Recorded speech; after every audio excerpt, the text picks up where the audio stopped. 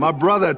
You know, I've been thinking about something. We've talked about this. Let's give the people more. Oh, they're gonna f it up.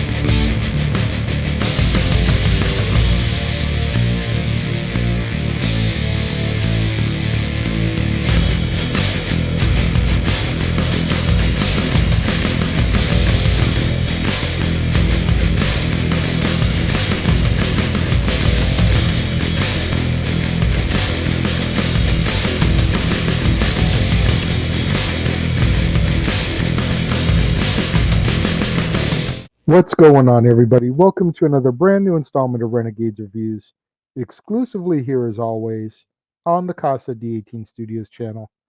I, of course, am your host, the Renegade JJ Williams, and we are back. That's right, baby. We are back as of today. Official grand reopening here of the Casa D18 Studios of Renegades Reviews. And if we got a doozy in store for you today, in honor today of Dwayne "The Rock" Johnson's 50th birthday, we here at the Casa D18 Studios proudly present to you the movie that kicked off his superstardom, his first starring role, The Scorpion King, starring The Rock, Stephen Brand, Kelly Hu, Michael Clark Duncan, Grant Helsoff, Peter Facinelli, Tyler Mane, and an oh-so-brief appearance by Marissa Mazzola McMahon, Shane McMahon's wife. What's going on, everybody? Thank you for joining me here today. As I stated, the grand reopening of Renegades Reviews, and I couldn't pick a better superstar for my grand reopening than Dwayne "The Rock" Johnson. I mean, we kind of joke that I'm just the renegade these days, that I'm no longer the renegade of wrestling, that I'm just the renegade. But when I was the renegade of wrestling, The Rock was one of my all-time faves. From the minute I got into pro wrestling back in 1998, summer of 98, I was always drawn to the electricity of The Rock. So when he left us to go do movies, a lot of people got kind of butthurt about it. They got upset. You recall SummerSlam 2002 when he got booed out of the building after losing the title to Brock. And then he came back later and did his whole Hollywood heel persona. I wasn't booing him during that. I was still cheering for The Rock. I was one of the millions and millions that he would have to constantly tell that it is no longer Sing Along with The Rock time, because I was still there, whether in the arena or on my couch at home, singing along with every one of his promos and catchphrases, because I was still a Rock fan. And then when he left us again after WrestleMania 20, and we didn't see him until Valentine's Day 2011, when he was announced as the guest host for WrestleMania that year. I was sad by his departure. I was sad that he wasn't there anymore, but I wasn't mad like so many other people were. When he came out that Valentine's Day at the Honda Center in Anaheim, California, where I was in attendance, and announced that he was going to be the guest host of WrestleMania, I literally had to hold tears back. I was so excited. So that just gives you a little taste of my history with The Rock, my fandom with The Rock. And some of these movies that we're going to cover over these 13 days this month, believe it or not, I've never seen until watching them to review. Movies like Pain and Gain, Snitch, those movies never really appealed to me when they came out.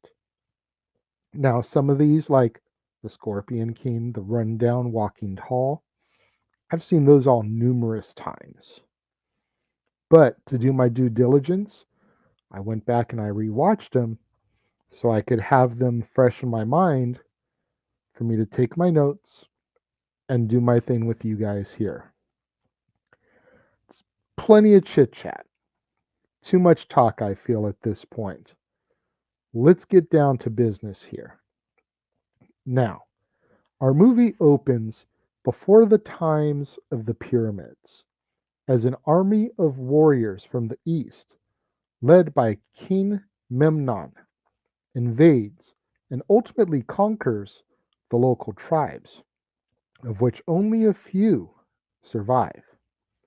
The last three remaining Acadians, Rama, Jessup, and Matthias, are hired by Pharaon, the king of all the free tribes, to try to kill Memnon's sorcerer in exchange for 20 blood rubies.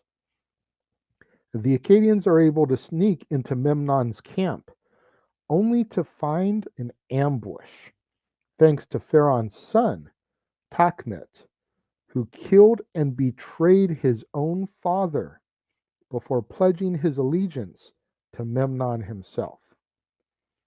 Now, the ambush leads to Rama being killed by an arrow shot and Jessup being executed right in front of his brother, making Matthias the last of the Acadians. During the confrontation, Matthias is able to locate Memnon's sorcerer, who is in fact a sorceress, Cassandra, who has been a prisoner of Memnon's since she was only a child, and has been forced to use her powers in order to predict battle outcomes for Memnon. After being told by Cassandra that Matthias will not be killed by Memnon's hand, nor any hand that he commands, Memnon has Matthias buried in the desert in order to be devoured by fire ants. However, Matthias is able to escape with the assistance of Arped, a horse thief, and pledges there and then to avenge his brother's death and to finish their mission. Matthias sneaks into Memnon's hideout in Gomorrah, where he meets Philos, a court magician who is sympathetic to Matthias's cause and directs him to the courtyard where Memnon is training.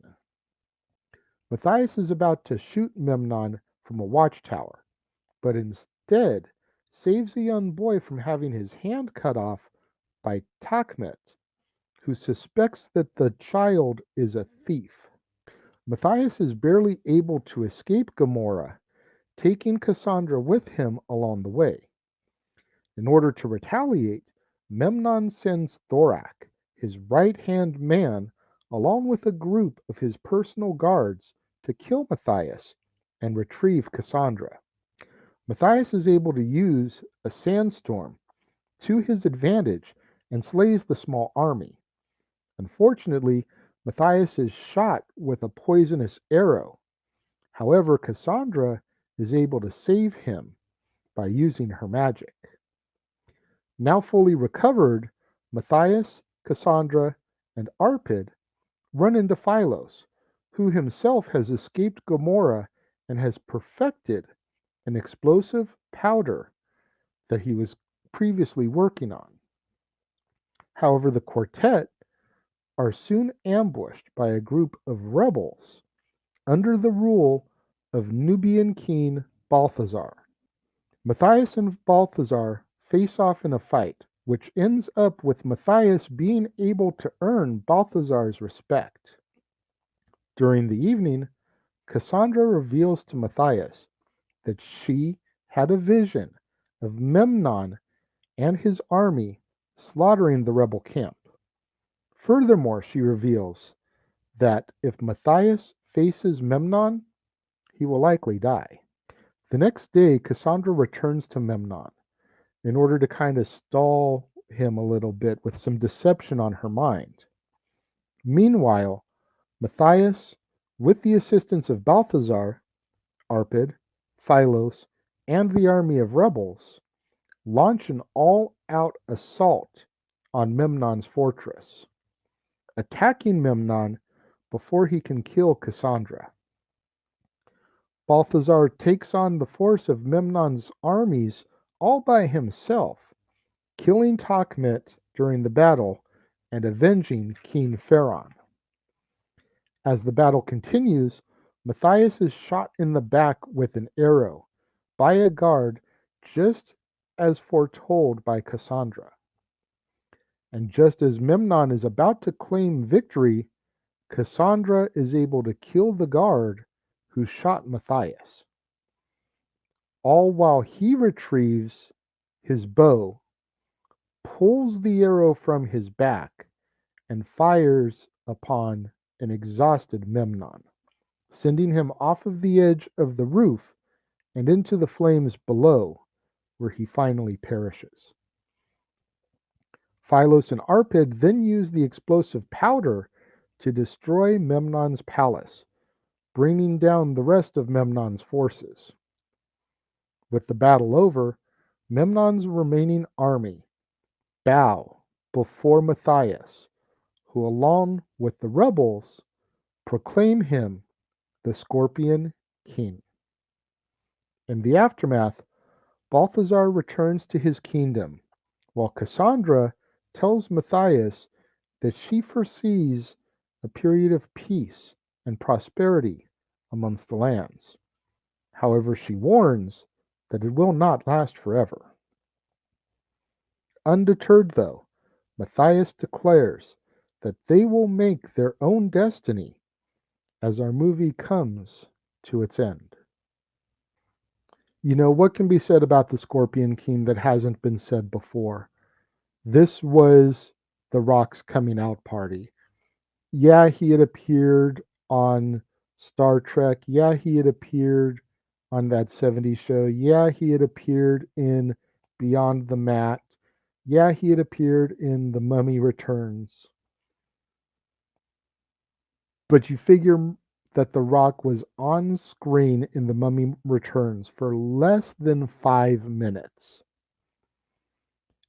and was so charismatic, was so you couldn't take your eyes off of him for that opening sequence, that they started a spin-off franchise of films about his character. That just shows the drawing power, the star power of Dwayne Johnson right there. Period. And then you factor in the fact that that film was 20 years ago.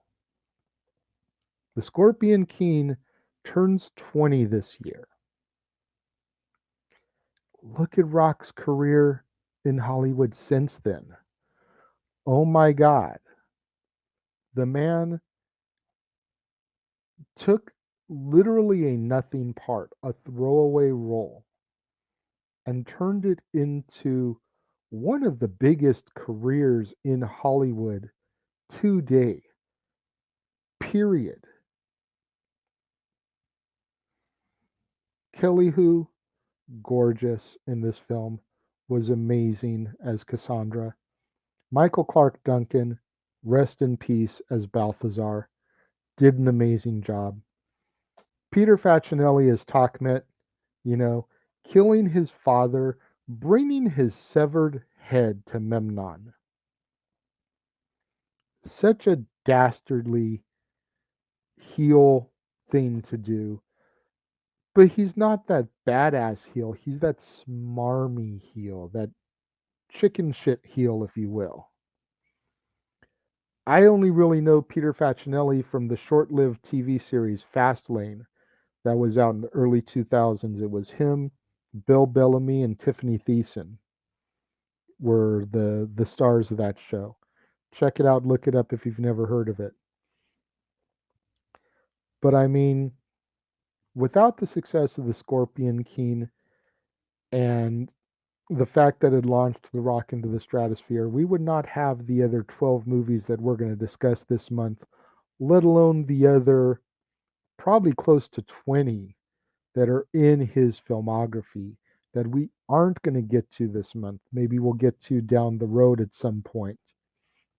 The fact that I'm only doing shows on Mondays, Wednesdays, and Fridays leaves a whole lot of The Rock's movies, good old Dwayne's filmography, for us to come back to on another day, at another time. But The Scorpion King, along with the first two Brendan Fraser Mummy movies, The Mummy Returns, that little trilogy right there, I still haven't seen Tomb of the Dragon Emperor, the third one in the Brendan Fraser Mummy series. And honestly, I haven't seen any of the Scorpion Kings after this one. I do own some of them on miscellaneous DVD Blu rays,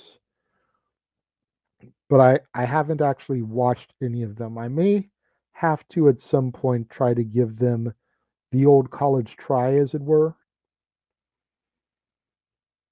But that trilogy of movies, The Mummy Returns, The Scorpion King, I honestly feel that for the late 90s, early 2000s, that was a hell of a trilogy, a franchise, if you will. And a lot of it had to do with Dwayne "The Rock" Johnson and his performance in The Mummy Returns as the Scorpion King and then carrying this film. When it comes to my rating for this, it's not a perfect movie by any stretch of the imagination. So I can't give it 5. I don't even know if I can give it 4 because there's movies that I do enjoy from The Rock's filmography more than this. So I'm gonna give it 4 instead of. I'm not gonna give it 4.5. I'm not gonna give it 5. I'm gonna give it a nice 4 stars. I feel like that's fair and a good place to jump off for Dwayne's movies. It just shows that it's gonna have to be really, really good to eclipse this. And if it starts to fall underneath the 4 stars, there's gonna be some good reasons as to why. And we'll have to see if any of the movies that I get to this month fall under 4 stars, or if they're all 4 or more, if you will. What do you guys think of the Scorpion King? Am I giving it too much praise? Do you kind of agree with what I'm saying here that without the Scorpion King and its success, The Rock wouldn't have been the megastar in Hollywood that he is today?